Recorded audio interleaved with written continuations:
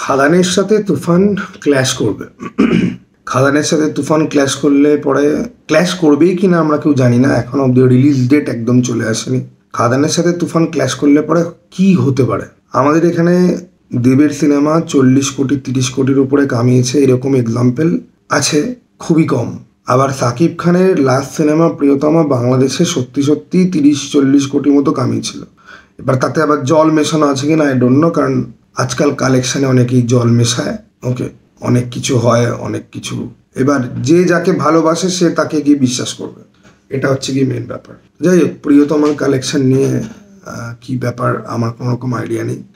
Now the thing is যে সাকিব খান বাংলাদেশে যথেষ্ট বড় মাপের একজন লোক, এবং আমার মনে হয় না যে দেব আর জিৎ আমাদের এখানে যতটা জনপ্রিয় তারা বাংলাদেশে ততটা জনপ্রিয় সাকিব খানকে বিট করে দেওয়ার মতো। মানে সাকিব খানের সাথে কম্পিটিশানে গিয়ে বিট করে দেওয়ার জন্য যতটা জনপ্রিয় দেব জিৎ দুজনেই বাংলাদেশে ভালো চলে, কিন্তু তারা কি সাকিব খানকে বিট করে দেওয়ার মতো জনপ্রিয়?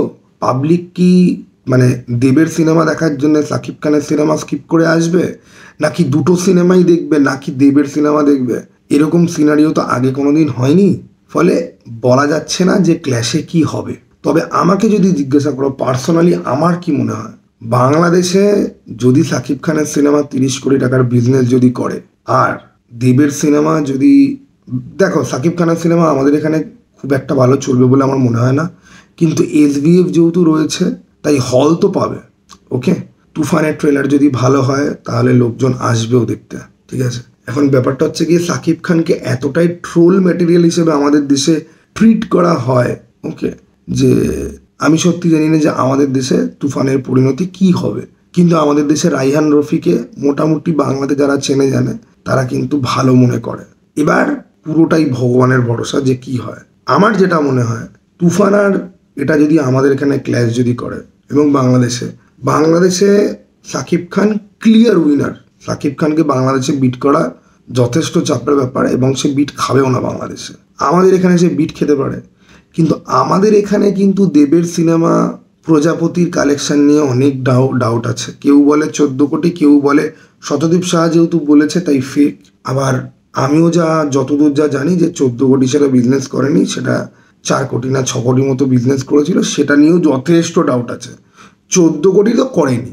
এখন ব্যাপার হচ্ছে গিয়ে যে এরকম যদি হয় না যে তুফান বাংলাদেশে 20-30 কোটির বিজনেস করে ফেললো, আমাদের এখানে 1-2 কোটির বিজনেস করে ফেললো, আর দেবের সিনেমা আমাদের এখানেই 10 কোটি কামাতে পারলো না, বাংলাদেশে জাস্ট 1-2 কোটির বিজনেস করলো, তাহলে অনলাইন জুড়ে যে টক্সিসিটির ঝড় চলবে যে আমাদের স্টার তোদের স্টারের থেকে সেরা। এবং এটা দেব এখানে রয়েছে বলে বলছি, এটা যদি জিতের সাথে ক্ল্যাশ যদি হতো আমি সেম কথা বলতাম, কারণ জিদ্দার মানুষ কিন্তু বাংলাদেশে সেরকমভাবে বিশাল কিছু চলেনি। মাঝখানে কোন ঝান্ডু গান্ডু আন্ডু বান্ডু ইউটিউবার বলছিল কি হিট ফিট করেছে হ্যান ত্যান। আমি জিদ্দার যথেষ্ট বড় একজন ফ্যান, এবং টক্সিক ফ্যানদের মধ্যেই তুমি একজন বলতে পারো। চেঙ্গিজের সময় অনেক লোক যারা চেঙ্গিজ নিয়ে আলতু ফালতু বকছিল তাদেরকে আমি অনেক রোস্ট ফোস্ট করেছি, অনেক ঝামেলা করেছি, লোকজনের সাথে অনেক শত্রু বানিয়েছি আমি। এবারে আমি নিজে জিদ্দার একজন টক্সিক ফ্যান হয়ে বলছি, সাকিব খানের সাথে ক্ল্যাশ করার মতো অবস্থাতে কোনোভাবেই আমাদের দেবদা বা জিদ্দা কেউই এই মুহূর্তে নেই। গিভেন এই ব্যাপারটা যে সত্যি সত্যি প্রিয়তমা 30-40 কোটি কামিয়েছে, সেটা অ্যামাউন্টটা 20 কোটিও যদি হয়, তাহলেও সেই 20 কোটির অ্যামাউন্ট আমাদের এখানে কোনো সুপারস্টারই, না দেবদা না জিদ্দা, কেউই কিন্তু বহুদিন ধরে দিতে কিন্তু পারেনি। বহুদিন কেন, 20 কোটির মানে অ্যামাজন অভিযান আর চাঁদের পাহাড়ের বক্স অফিস ঠিক ততটাই স্বচ্ছ, ঠিক যতটাই স্বচ্ছ যে আমাদের নরেন্দ্র মোদী চাওয়ালা ছিলেন কি না। ওকে, তো সেটা হচ্ছে গিয়ে মেন ব্যাপার। তো এই ক্ল্যাশটা খুব ইন্টারেস্টিং হবে দেখার জন্য। তবে আমাদের এখানে ভাই লোকে খাদান দেখতে যাওয়ার জন্য পাগল হয়ে রয়েছে। খাদান এখান থেকে 5 কোটি 8 কোটি 10 কোটির বিজনেস করতে পারে, কিন্তু আমাদের এখানে তো শোই দেওয়া হয় না।